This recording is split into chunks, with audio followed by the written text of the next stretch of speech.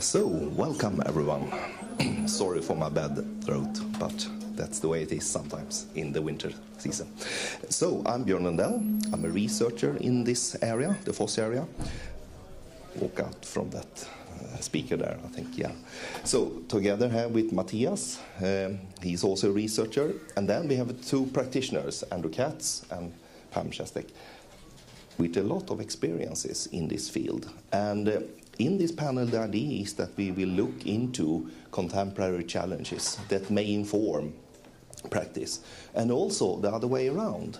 In other words, what are the design of proper and really good and useful research studies? So we want input, and we want to share first the lessons we have learned by a few position statements before we open up for a discussion. That's basically the idea. And you can see the affiliations there, and the slides will be available afterwards. And the other panelists will introduce themselves in connection with their position statement afterwards. But first, Andrew will say a few words on the idea here with the panel. Yeah, thanks very much, Björn. I feel immensely privileged because, as a practitioner, it's not very often that you get an opportunity to get involved in the world of academic research. And for the last couple of years, I've been working with Björn and with his colleague Jonas, who's in the audience here, at the University of Skövde in Sweden. It's been the perfect mixture of, I get all the good bits out of doing academe and none of the bad bits. So the good bits, they pay me. I get to research interesting things. I get to hang out with really bright people and talk about cool stuff. And I get to avoid the bad stuff. I don't get involved in any of the politics and having to do all the applications of research grants and that sort of thing. So I feel immensely privileged that I've been able to do that.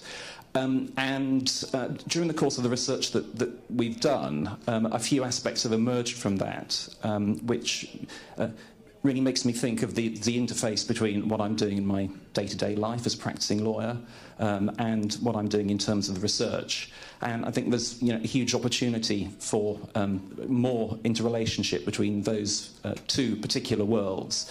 And what I've been impressed by is that Björn and Jonas have always been looking on the practical side as well as the pure academic research side. I mean, there is obviously definitely a place for blue sky research, but the idea is that the research that we're talking about needs to be directed in a practical and useful manner, a way that is actually going to lead to some sort of results that are making some sort of difference in the outside world. And we're starting to see that already with some of the research that we've been doing in terms of standards that we've been able to demonstrate fulfill criteria in the European interoperability framework. They classified as open standards, and also a sort of recent position paper that was issued by the Swedish government there. It was a competition authority, wasn't it? So, I think the emphasis is we're not talking about pure academic research. We're talking about areas in which academic rigour, academic resources can be applied to things that all of us come across. Most of the people in this room are going to fall into the categories of developers, lawyers, or academics, or some combination of those three. And I think that's the sort of direction in which that sort of research needs to, and which we want to direct it. Okay, thanks, Andrew. So we go through the four of us. So I will start and give a few thoughts on what we have done as a position statement. As Andrew mentioned, we have done a big study for the Swedish Competition Authority where we looked at a number of projects. And in those projects, we see that there is a desire to develop system. And when they do that, if you do like public procurement, you sometimes express yourself when you put requirements in a way which really inhibits use of FOSS. You really inhibit use of an open attitude and open standard. So you see a lot of requirements for specific proprietary products, which definitely exclude FOSS solutions. You see specific trademarks, which are controlled by a single company, for example. And these kind of things, when you also refer to standards, which is controlled in a way and governed in a way which cannot be implemented in FOSS, then you run into problems. And as part of the research, we have also commented on the new version, the draft version of the European Interoperability Framework as part of this. The study we did for the Competition Authority, it was published last autumn, and the Director General for the Swedish Competition Authority, he was really concerned. And in the foreword to that, he really expressed that very clearly, and that's quite unusual for such reports, that close standards and reference to such is problematic. I should say that the focus of that study was not FOSS as such, but it was on standards and the effect it may have on competition. And when we saw that you refer to and write requirements in such a way that you in practice inhibit FOSS, then it's not good for competition. So there is quite a lot of lock-in. It's quite clear in the Swedish field. How should you go about this? Well, we have another governmental agency responsible for building framework contracts. They have designed framework contracts for adopting FOSS in the public sector. They started more than 10 years ago, actually. It's the only country in Europe that has these kind of contracts. And that practice has helped many agencies to work with this.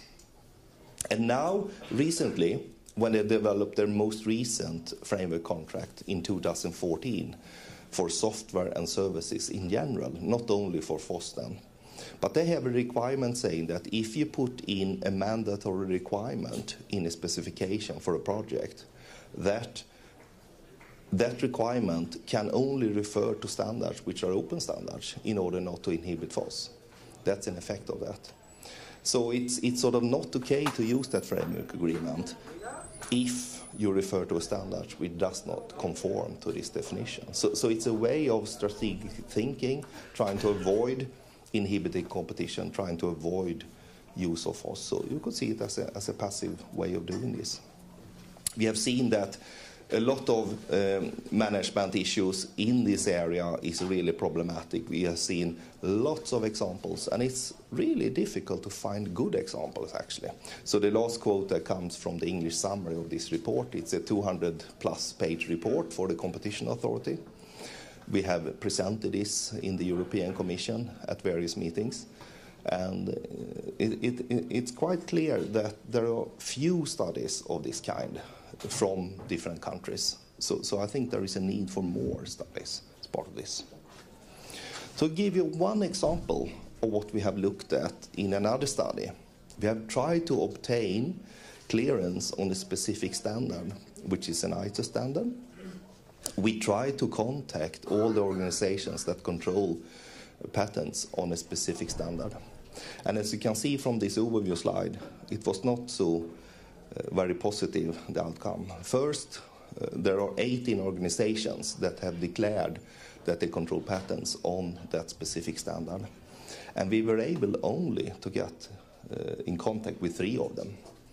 The other ones we couldn't get access to, despite the fact that they have committed themselves under the ISO regulations to actually respond there.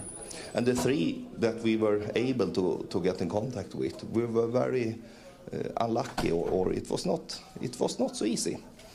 So we couldn't clarify this as part of the study. And in the paper, we have quite a number of examples and quite a number of recommendations that could improve practice of standardization. And that is something that we have discussed now in various contexts. It's also clear that the content of this patent database is not so, it is not of very high quality. 5 of the 16 organizations we couldn't even reach, and that's another problem. So that was my short introduction. So now over to Matthias. Thank you. So my name is Matthias Stürmer. I'm from Switzerland and studying and researching at the University of Bern. We are doing research, like I wrote my master thesis and PhD thesis about open source software research, and now I'm still doing this because I think it's very interesting just to find out how communities work and how also governance works, for example. Today I would like to point out one particular research area we are focusing during the last 2 years. It's about ICT procurement of Swiss government agencies, but also any other organization in Switzerland which is below the procurement law. So these are all the rail organizations, all the airports, all the electricity power plants. Everything which is publicly funded is below the procurement law. And so they are obliged to actually make public tenders below the WTO agreement, the government procurement agreement, which is an international contract between many countries, about 50 countries, which agree that they want to procure publicly their goods. So what we did is actually we crawled the data of the Swiss national database. It's called cmap.ch. It's the central platform where every agency publishes their procurements. And we actually were able to filter the data for IT procurement, or actually ICT procurements, depending on what codes you use. There's a CPV coding schema, common procurement vocabulary. So you can filter out all the IT procurements. And then we actually looked at which of the IT procurements were really going below a public tendering process, and which actually had no-bid contracts or direct awards without any tendering process. And we found out, like, with the non-IT area, there's about like 15% of all the contracts are awarded without public tendering. And within IT, it's about 50 to 60% of all the contracts are without public tendering. So it's a very high amount of direct awards. Just to give you an example, for example, the Swiss federal government last year awarded 80 million Swiss francs, so it's about 70 million euro contract to Oracle without any public tendering. It's just regular license purchasement, because they are dependent on Oracle. So that's why actually they say they are not able to find any alternative, and that's why they give them a 70 million euro contract without public tendering. So this is the one category we found, that there is no direct, there's no open procurement. And then, as Björn has said, there's also a lot of procurements which say, we want to buy Microsoft licenses. Who can offer us Microsoft licenses, or who can offer us Adobe licenses or SAP licenses? So it's very product specific and very targeted, so it's not really a non-functional, vendor-neutral procurement, but it's actually very focused. And this is the second category of products, of problems we see. The third problem we see, that they say, for example, we want to procure a new IT system. We allow open source, or they don't say, but they do. But they don't really award the special qualities you have with open source. For example, that you can copy it without any restrictions, that you can look at the source code, that you can contract other companies. So they don't really value the special properties of open source software. And the fourth problem, once they do actually procure open source in some or the other way, which is good, of course, but they forget to actually ask if the product is it just supported, or is it used by only one company and developed? Does it have a community? How heterogeneous is the community? How active is the development, and so on? So these are the four issues we see in procurement. What could be improved? For example, first thing is that agencies should, first of all, publicly do open tendering process and not do direct awards.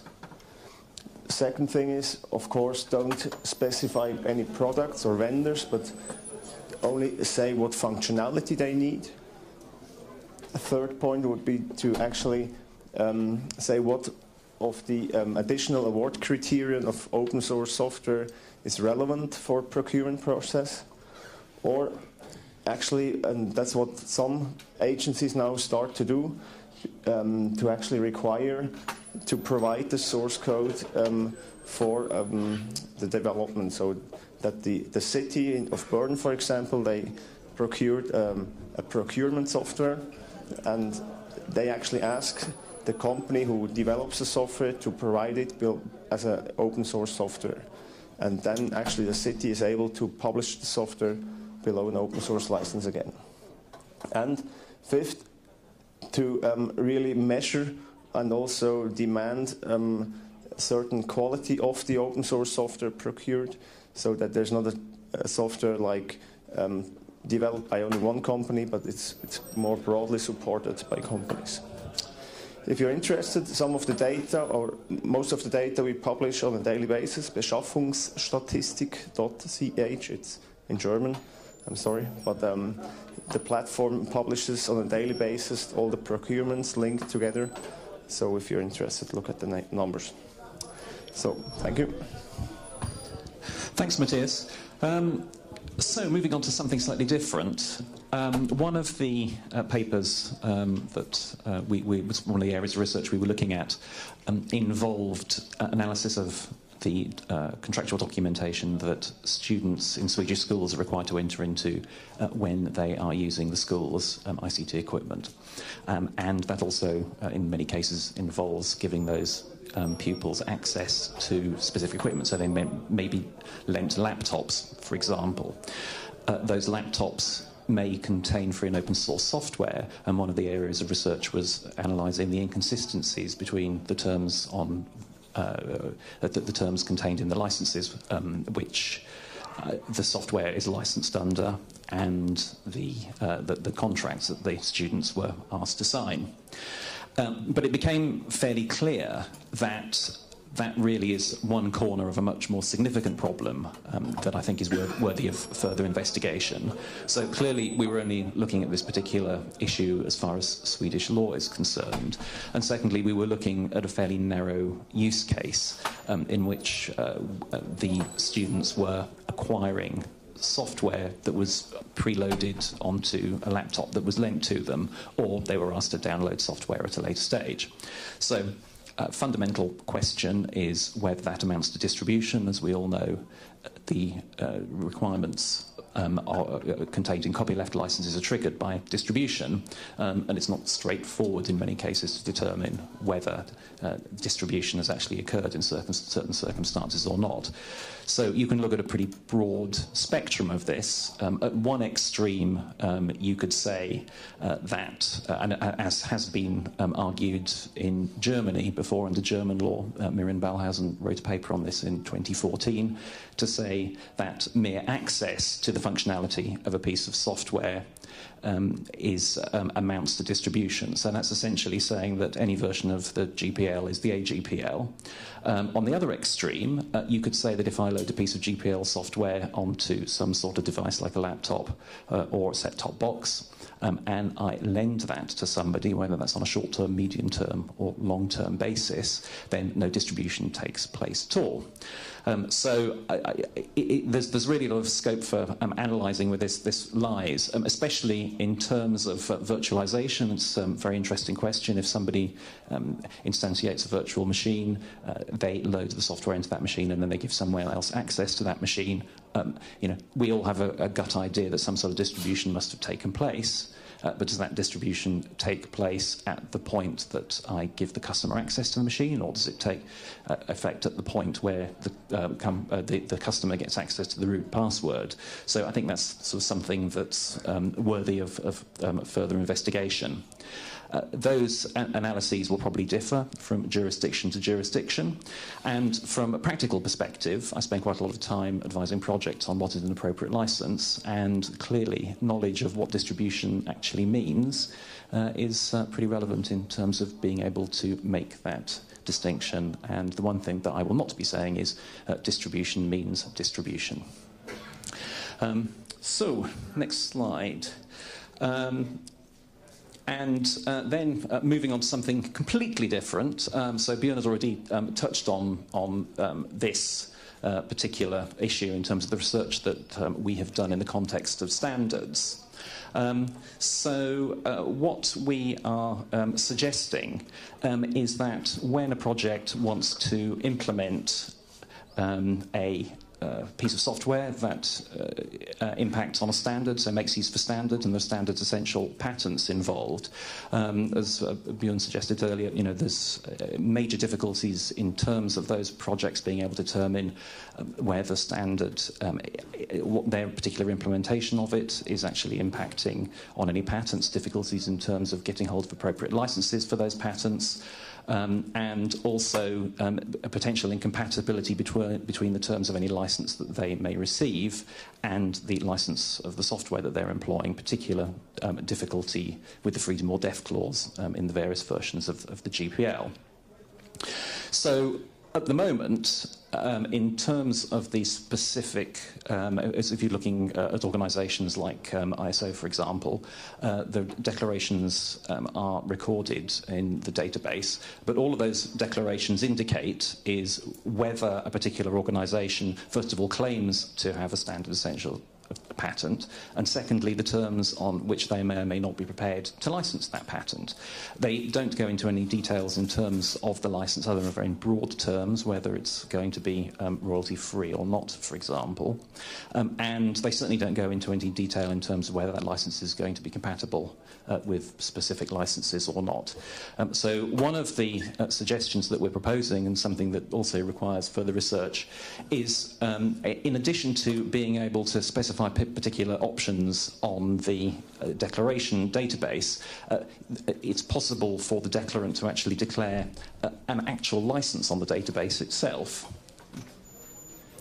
which is we're calling option 0. So the first part of this slide is the actual declaration as it exists at the moment. So if a declarant selects that particular option, then it's open for anyone wanting to implement that standard in software to approach the declarant to say, can you let me have a license? And then you're into a process of the declarant either responding or not, then providing a draft license, then you have to analyse the license and find out whether it's compatible, etc., etc., etc. The second option is the second part of the slide presents our suggested alternative, which would be possible for a declarant just to declare on the declaration form that, yes, this is the license that we're prepared to grant. It's a pretty broad patent license that's intended to be specific to the implementation of that particular standard. And it also contains wording that's fairly familiar to anyone that has looked at the patent license wording in licenses like Apache, GPL v3, and so on. So the intention here is that if this was made an option available to declarants of standards, then it would really simplify the license arrangements significantly in terms of projects wanting to implement those standards. And from the declarant's perspective, if they're large organisations that are used to licensing their software under licenses such as Apache, GPL v3, then this is language that they will be fairly familiar with in any event. So the research is really intended to establish whether this is a viable option and whether it would be something that would help both the standard setting community and also any projects that want to implement those standards. Thank you. Okay. I'll come around to say if you want to read more about it, there is a paper on that. That's the references afterwards. Yeah. Okay. I'm Pam Chastek, and as you can tell, I'm an American lawyer. I came from a world before I worked in software. I was a lawyer for traditional companies, including a proprietary software company.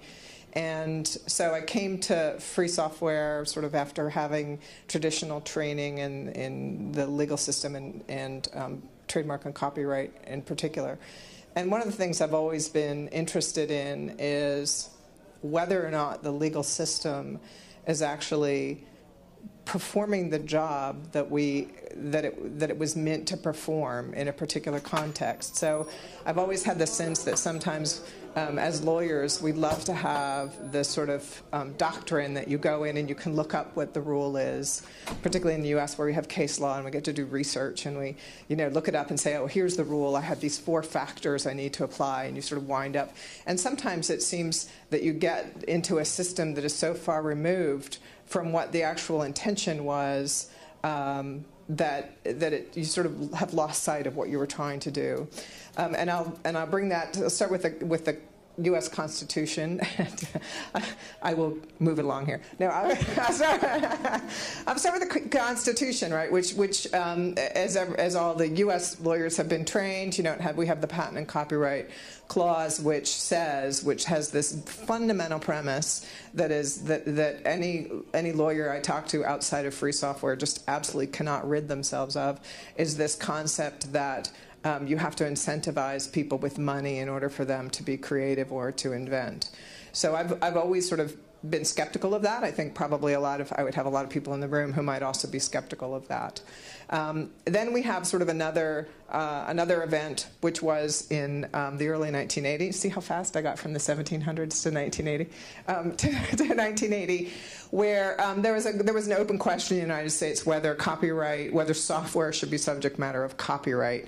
And there was a government study, and the government study said, yes, indeed, we believe that software should apply to copyright. And there are people who, to this day, strongly disagree with that legal conclusion, and I understand their rationale for disagreeing with it, which is the highly functional nature of software. So as all of that as a predicate, what I wonder is we've wound up, we're sitting in these rooms having these legal discussions about these complicated licenses and brilliant licenses. I think it's a wonderful system, but I question everything about it, whether the copyright system, whether the legal system is performing the function it needs to perform in the free software world. So I'm going to start with some assumptions, and I will even say you can disagree with these assumptions if you choose to, and I'd be happy to have people disagree with these assumptions. But these are assumptions that I started with in order to make a second slide. So the first slide was assumption: the adoption of free software is desirable, and the legal system should provide incentives, or at least not be an obstacle to it. Second assumption, we have in free software, so the legal system should incentivize at both the contributor and user level.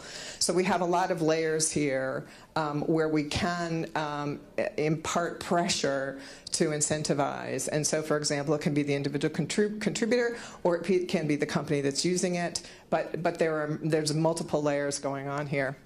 An assumption: participation is vital to the success of free software.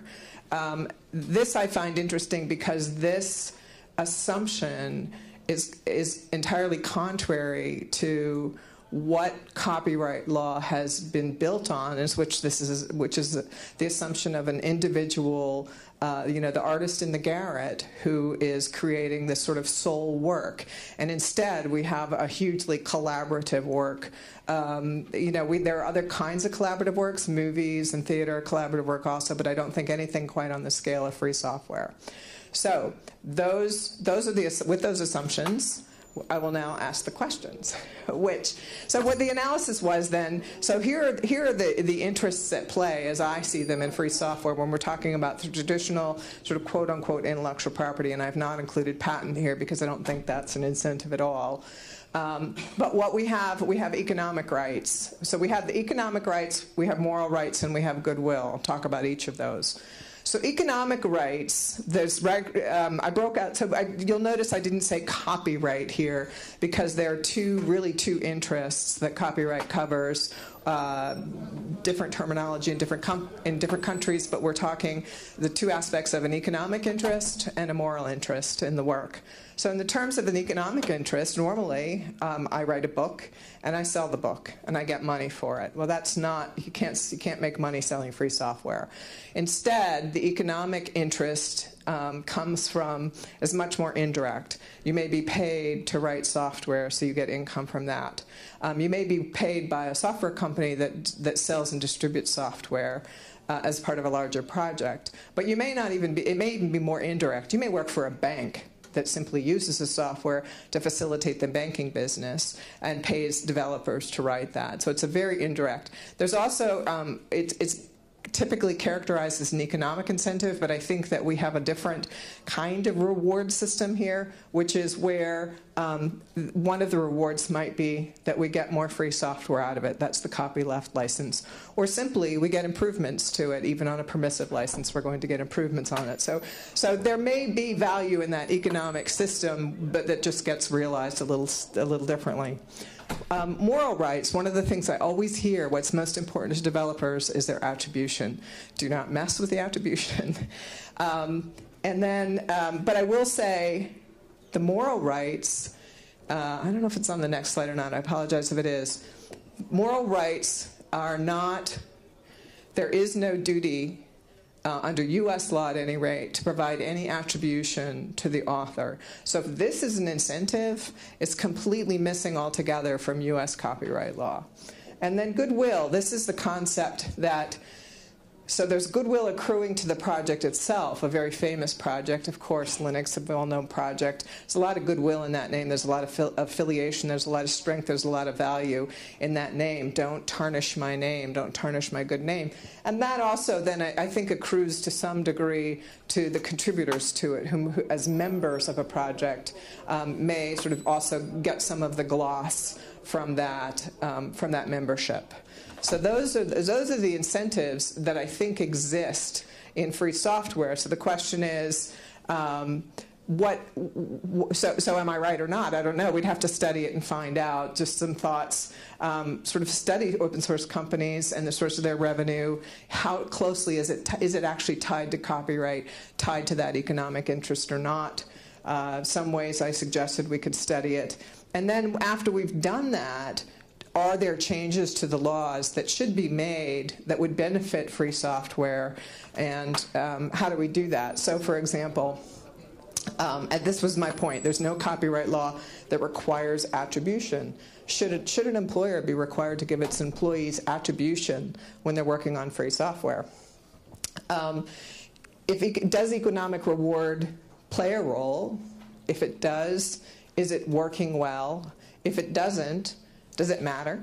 Do we need to change it, or is it something that we can just ignore because it doesn't have that much effect? And then the trademark. Does the trademark system do enough to protect this goodwill interest that particularly young projects have? When they're older and established and the name gets well known, that's great. But we have this sort of ambiguity about when that goodwill attaches to a project. With software name titles in some countries, whether they protect them or not. So those are sort of so my takeaway was kind of like we have this really awful system for trying to incentivize what we want to incentivize. It doesn't yet it seems to work. So are there better ways to do it? Should we leave it as it is? Does it work? Or should we investigate and see whether there are other ways that we can satisfy my basic assumptions, which is more participation, more adoption, those things. So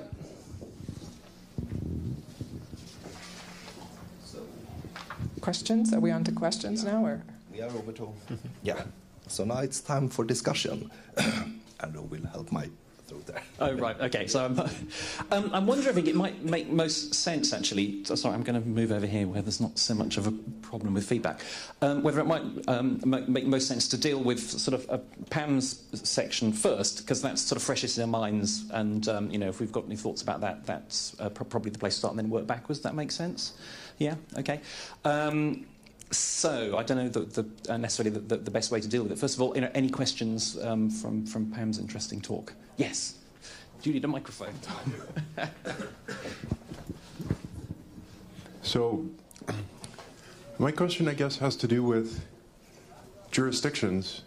One of the great things about FOSS is that it's a global phenomenon, and yet the law is very specific to jurisdictions. And so the incentives that you talk about are going to be different across jurisdictions. Is there something that we can learn from FOSS to bring it back to the legal profession to, if you will, harmonize the incentives globally?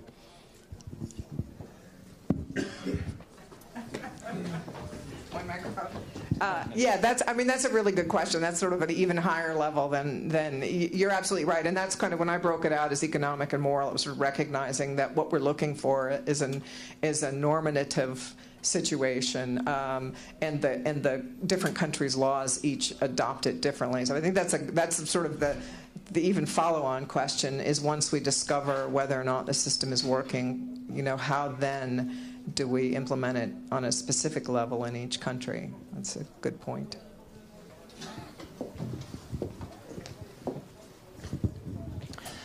So you mentioned several frameworks of law to try to incentivize these things and provide the goals that you want. To what extent is it worth considering whether exclusive rights in law, like copyright, are the right instrument to use versus going beyond those and just outright saying, here's a legal contract as a license, and the contract says exactly what we want and what we get, and whether or not it needs any basis in copyright or some other exclusive right? We've traditionally shied away from that in open source licenses and said copyright defines the complete scope of the license. Could we get more out of not doing that? Yeah, so the difficulty with trying to do it just on a contractual level is then you need privity between the parties. Someone has to accept the terms. So I can in the U.S. it varies from country to country, but I can sort of impose just about anything I want in a contract, but you have to agree to it. So that's why copyright works is what it is me giving up some of my exclusivity, and it's only if you stay within the boundaries of that keeps me from suing you for copyright infringements. But so a contract doesn't. You need that sort of exclusive right founded in the law that you could then waive, which gives people, that incentivizes the behavior they're looking for. And I think Andrew could talk a lot about why it doesn't work in hardware.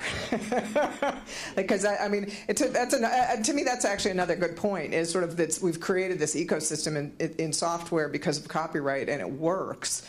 And I think a lot of people have looked at it and tried to figure out how to make it work in a different kind of product, and we haven't really been able to find a way to do that. So it seems we've got a fantastic resource here of sort of a bunch of lawyers from different jurisdictions. My understanding is that certainly under US law, moral rights do not have a great deal of standing. Under UK copyright law, moral rights exist, but they're specifically excluded as far as software is concerned. So can any lawyers from other jurisdictions enlighten me as to whether in civil law jurisdictions in particular, moral rights do extend to software?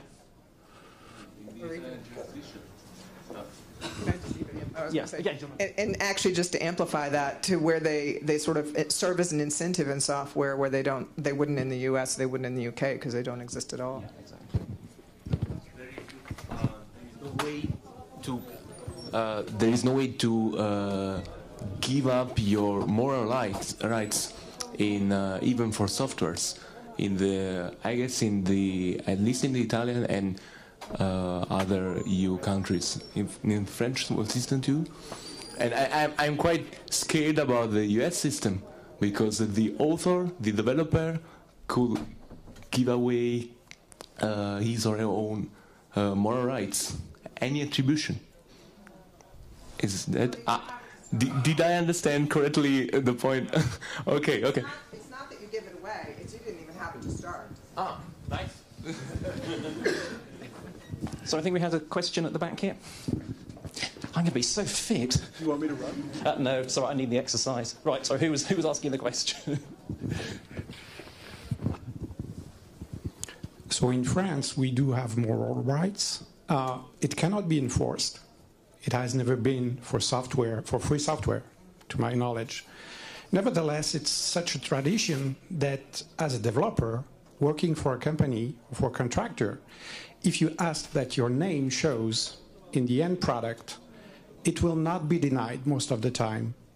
So it's worth pursuing from the developer point of view, and you have informal leverage to do that. Thanks. I mean, I think the other thing is that since copyright exists exclusive rights anyway, then so if you look at the notice provisions in the Apache 2.0 license, for example, they can become they can act as a condition on the exercise of the other rights within the license. Sorry, another question. Hello, I'm Federico from Wikimedia Italy. I have one impression about the last presentation. Could you say that your presentation is mostly about avoiding the problem of the free rider? Because when I asked myself what sort of incentives we need for people, I would say that the incentive should mostly not be legal, but simply because more people use a software and have an interest in developing it, and this is how usually free software improves. So this brings me to a question about the first presentation, which is how much that restriction on procurement which are required to not, if I understood correctly, prohibits from mandating any specific technology in procurement, and unless it's included in the European interoperability framework. Did I understand correctly? And if so, how well did it work? Because in Italy we have a similar law since 10 years ago, and it didn't have any practical effect. And this brings me to my point, which is, in my opinion, it's not so important what or it could be that it's not so important what the law says,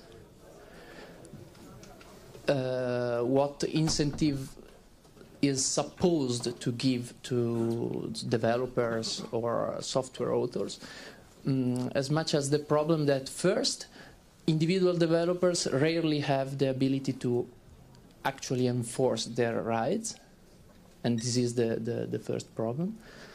And second, sometimes the law gives them some rights they do not want, like the European Commission is now proposing 3 or 5 pseudo-copyright rights out of the blue, which could apply to software or some other free culture works, and were not included in copyright licenses. So one would have to waive again all the new rights every time the legislator comes up with a new crazy law. And you would have to retroactively relicense everything you have produced in the last few decades. And vice versa, if yeah. Is there a question? The question is Yeah, I think we have 2 questions. Yeah, okay. 2 questions here, and I'll answer the first one.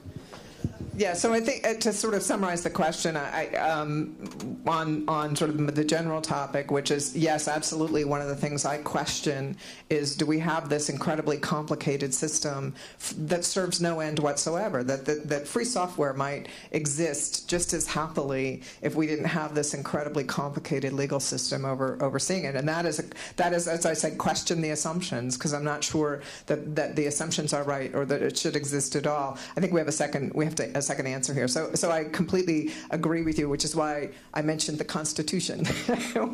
I'm not sure that it's right, but I will. Then there was a follow-up question. Yes, it was about this framework contract. It was established 2014, and in the study we did for the Swedish Competition Authority, the projects we investigated was done just before that. But generally I can say that there is a limited understanding of the fundamental principles for public procurement. And it's quite clear that most of the issues that arises is due to a lack of understanding of those principles. It's short-term win, short-term gain versus long-term benefit, as we see. One more question. I was going to say I can run the mic. My turn. I'll run the mic. You want to run the mic? Yeah.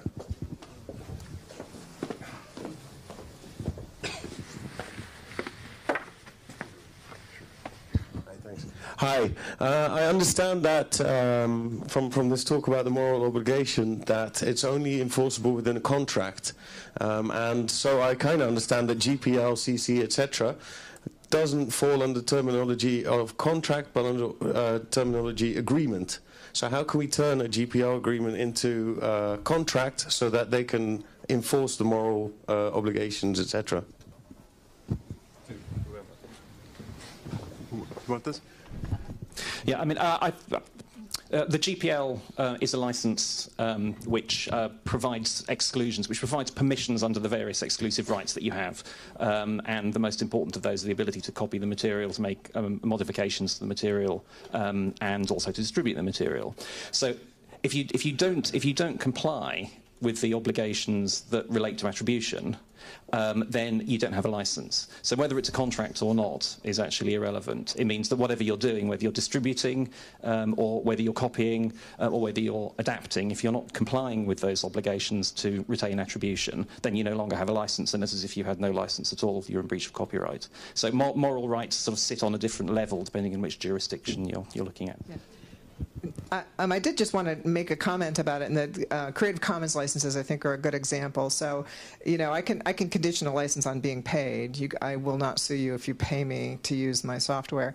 But you can make that condition on anything. And so one of the conditions that's in Creative Commons licenses, and every single Creative Commons license except the public domain, is the attribution requirement. There is no right to attribution under the copyright law in the U.S. So I find that sort of a fascinating study in the fact of one of the biggest rewards, one of the biggest things that Creative Commons wanted to preserve was attribution, which is not even something that we in the U.S. Provide for, and therefore you only get it because they make it an obligation under the contract. So I couldn't sue someone for not attributing me under U.S. copyright law. So I think that's an interesting, very interesting point. I apologize, Ronald. Let's thank the panel.